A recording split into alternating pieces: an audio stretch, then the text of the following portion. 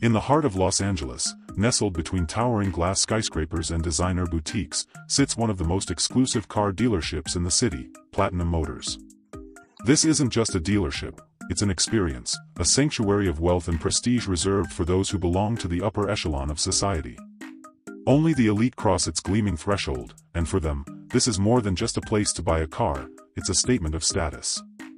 The moment you step inside, the air itself feels different. It's crisp, cool, and carries a faint hint of Italian leather and freshly brewed espresso. The floor is made of polished black marble, reflecting the soft glow of chandeliers dripping with crystal.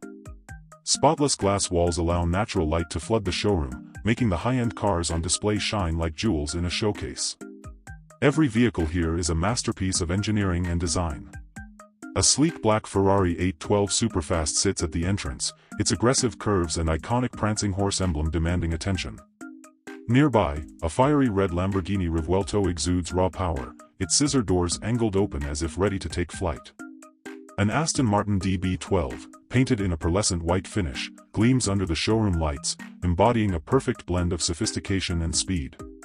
In one corner, a Bentley Continental GT, wrapped in deep midnight blue, stands as a symbol of quiet, refined luxury, while just beside it, a Rolls-Royce Spectre, with its signature starlight headliner, offers a glimpse into the world of ultimate opulence. Staff members, dressed in impeccably tailored suits, move gracefully across the showroom floor, speaking in hushed tones as they cater to their VIP clients. Every interaction is calculated, every smile is practiced. Here, customers are not just sold cars, they are guided through an exclusive buying experience, complete with personal concierges, private test drives, and invitations to elite events. Nothing about Platinum Motors is ordinary, it exists for those who demand the very best. And into this world of wealth and excess walks a woman who, at first glance, seems entirely out of place. She enters with an air of quiet confidence, though everything about her appearance suggests she does not belong in a place like this. She is dressed simply, distressed jeans that look comfortably worn in, a plain gray t-shirt that hangs loosely over her frame, and a pair of white sneakers that have seen better days. There is no designer handbag slung over her shoulder, no expensive jewelry adorning her wrists or fingers. Her hair is pulled back into a practical ponytail, revealing a face untouched by makeup. She does not carry herself like the typical clientele of Platinum Motors, no air of entitlement, no expectation of immediate service. Instead, she walks slowly, taking in the gleaming cars with a curious but composed expression. Her fingers trail lightly over the polished surface of a white Aston Martin DB12, the reflection of the bright showroom lights dancing on its glossy finish. At first, no one pays her much attention. The staff, trained to read clients at a glance, have already dismissed her as an outsider. A few salesmen exchange knowing glances, their expressions laced with amusement. One of them, a sharply dressed young man named Brian, raises an eyebrow as he nudges a colleague. Lost tourist or just window shopping, he mutters under his breath, smirking. Another salesman, adjusting the cuff of his designer suit, chuckles. Definitely not a buyer. Just give her a few minutes, she'll realize she's in the wrong place soon enough. Their words, though spoken in hushed tones, carry an unmistakable air of condescension. They watch as the woman continues her slow walk through the showroom, oblivious or perhaps indifferent to the curious stares and skeptical glances being thrown her way. She walks past the gleaming cars, taking her time, studying every detail with genuine interest.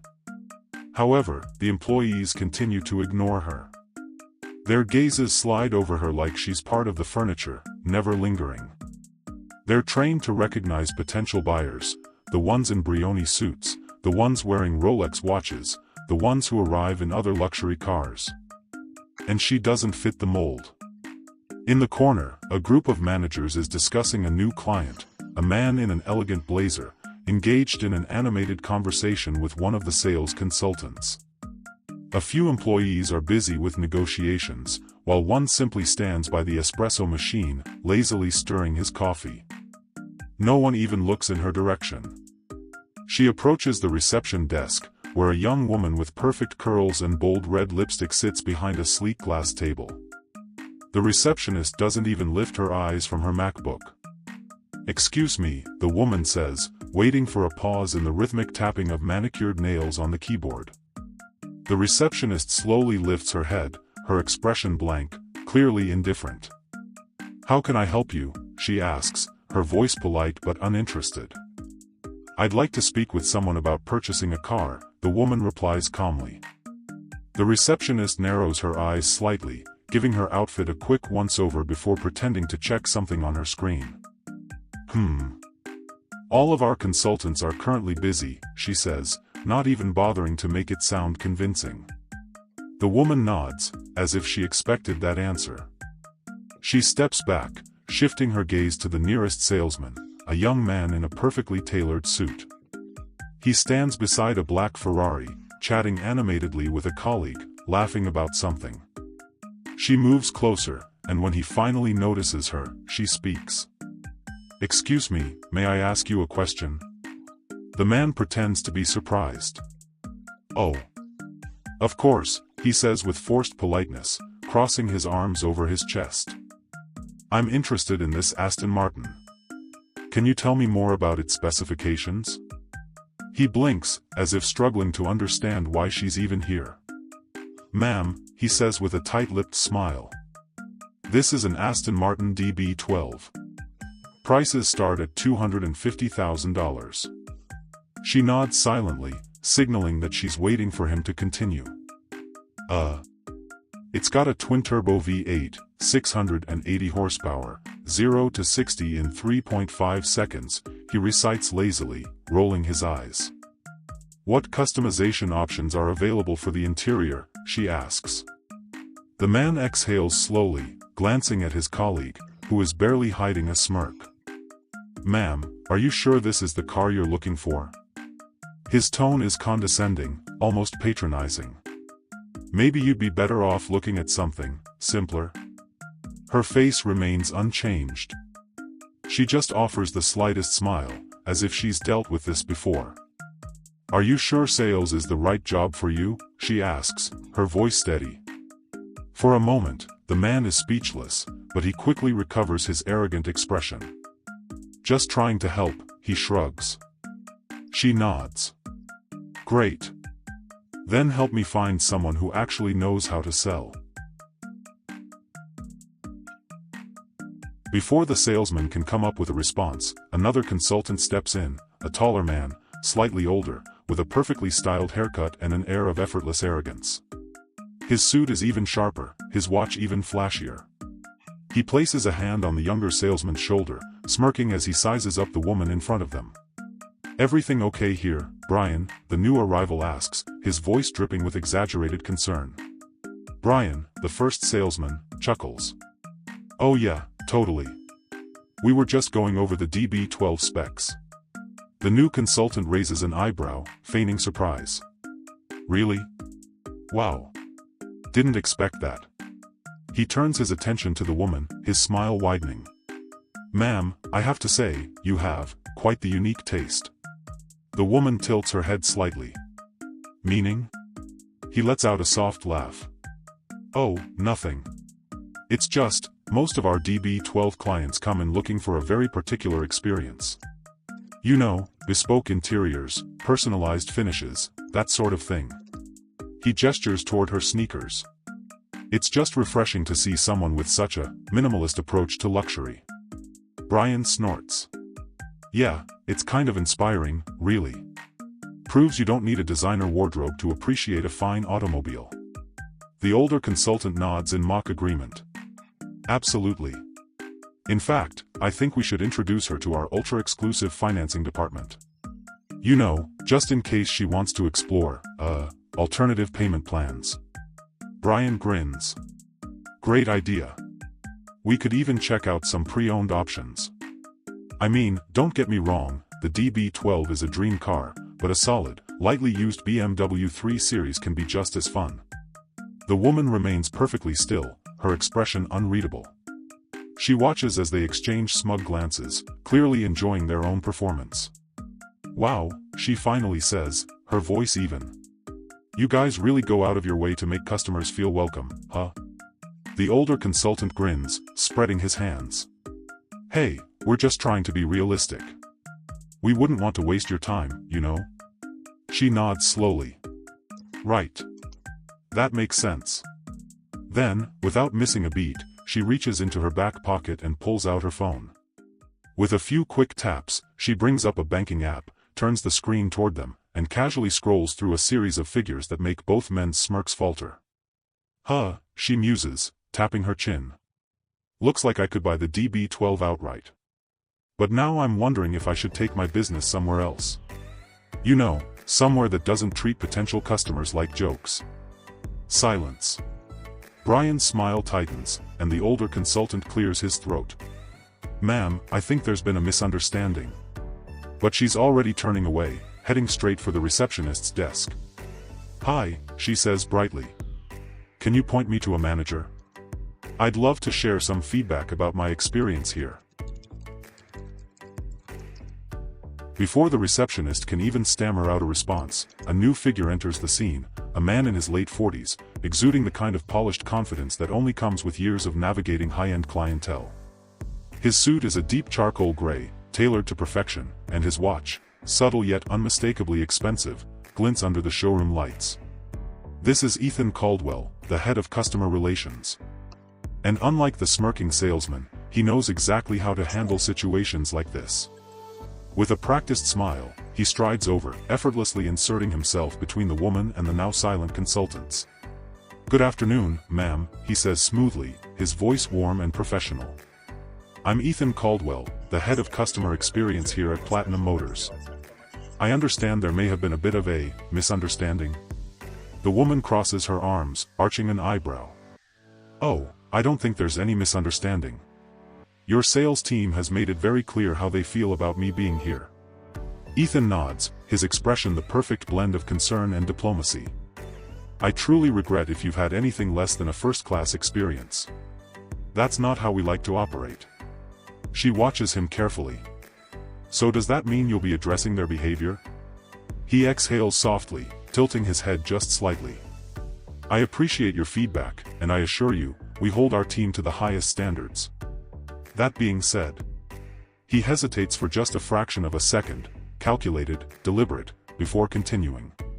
Platinum Motors specializes in a very specific clientele. Our mission is to provide a seamless, luxury buying experience, tailored to the needs of our elite customers. And sometimes, that means ensuring that every guest is in the right place to receive the service best suited for them. The message is clear, even if the words are wrapped in velvet. The woman's expression doesn't change. Are you asking me to leave? Ethan's smile remains, unwavering. I would never ask a guest to leave, ma'am. I'm simply suggesting that perhaps Platinum Motors may not be the right dealership for you. His voice is so smooth, so expertly controlled, that it almost sounds like he's doing her a favor. We pride ourselves on making sure our customers feel comfortable and at home. And from what I can gather, you don't seem to be enjoying your time here. A masterful move. Framing it as her experience, her comfort, subtly shifting the conversation away from his employee's behavior. She lets out a soft chuckle, shaking her head. Wow. You're good. Ethan doesn't react, simply offering another carefully measured smile. I just want what's best for everyone. She holds his gaze for a long moment, then finally exhales. You know what? You're right. This isn't the right dealership for me. Ethan nods approvingly. I appreciate your understanding. She takes one last look around the showroom, then turns toward the exit. Just before she steps out, she glances over her shoulder. You might want to tell your sales team that sometimes, the people who don't look the part are the ones who can afford any car on this floor. And with that, she walks out, leaving the showroom, and its stunned employees behind. The next day, a luxurious 2025 Bentley Continental GT pulls up in front of Platinum Motors. Its elegant body is painted in a deep, midnight emerald shade, which shimmers under the morning sun, highlighting the smooth lines and muscular curves of the car. The 21-inch alloy wheels with polished spokes give the coupe a dynamic yet refined look. The signature grille with its mesh pattern and round matrix LED headlights give the front end of the car a distinctive, bold appearance. The hood is adorned with graceful air vents, hinting at the power hidden beneath it. The Bentley's interior is a masterpiece of luxury and attention to detail. The cabin is upholstered in high-quality, saddle, leather, perfectly complemented by polished aluminum and natural wood accents. The central console features a rotating 12.3-inch touchscreen display for the multimedia system, and the virtual instrument panel displays all necessary information for the driver. The front seats are equipped with massage and ventilation functions, ensuring unmatched comfort during the ride. A man and a woman step out of the car, embodying the very essence of luxury and elegance. The man, tall and statuesque, is dressed in a perfectly tailored dark blue suit by Brioni, which accentuates his athletic build.